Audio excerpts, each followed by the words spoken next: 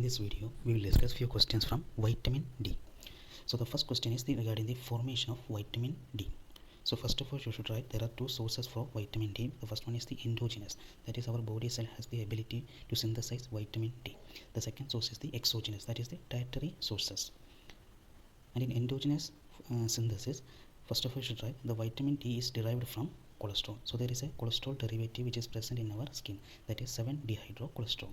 So when exposure to sunlight, that 7-dehydrocholesterol is converted into cholecalciferol, that is the inactive form of vitamin D. So sunlight exposure is essential for the endogenous synthesis of vitamin D, and this inactive form is converted into active form by hydroxylation reaction, and the first hydroxylation reaction takes place within the liver cell, where the hydroxyl group is added to the 25th position by the enzyme 25-hydroxylase, and again it undergoes second hydroxylation reaction at first position by the enzyme 1-alpha-hydroxylase, and finally produces 1,25-dihydroxycholecalciferol. It is also known as calcitriol, and this calcitriol or 1,25-dihydroxycholecalciferol, that is the active form of vitamin D. So that is also a very important question.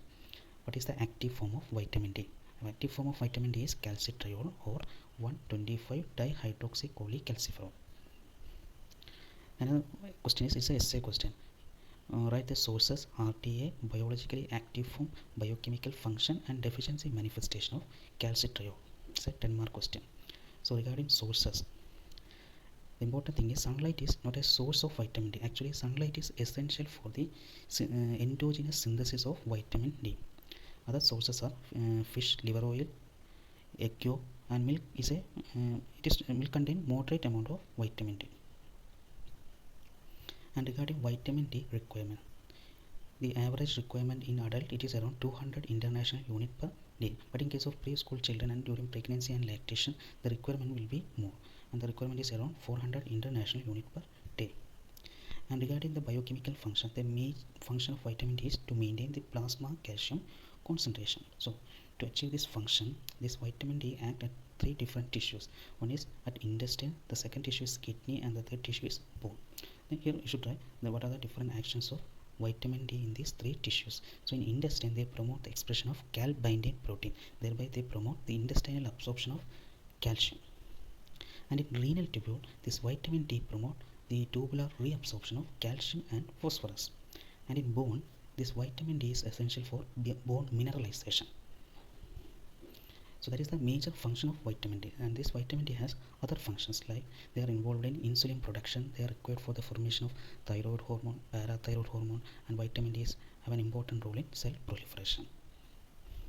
Regarding the regulation of vitamin D formation, the major regulatory enzyme is 1-alpha-hydroxylase, that is the enzyme which is present in the kidney, and it is mainly controlled by the plasma calcium level. So hypocalcemia promote vitamin D production, whereas hypercalcemia decreases the vitamin D formation.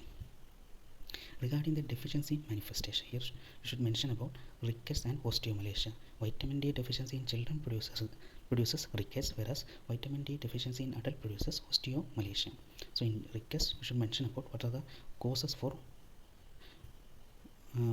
rickets, and what are the clinical features of rickets, what are the lab investigation, and what are the treatment policies in case of rickets. Regarding lab investigation, in case of rickets and osteomalacia, the patient blood sample there will be low serum calcium level and low serum phosphorus level, and serum alkaline phosphatase level will be more. And regarding treatment, in case of rickets, it is the oral supplementation of vitamin D, and also we have to address for the adequate exposure of sunlight. And regarding osteomalacia, vitamin D deficiency in adults produces osteomalacia. There will be similar investigation findings, that is low serum calcium level, phosphorus level, and high serum levels of alkaline phosphatase. So that's all regarding vitamin D. Okay, thank you.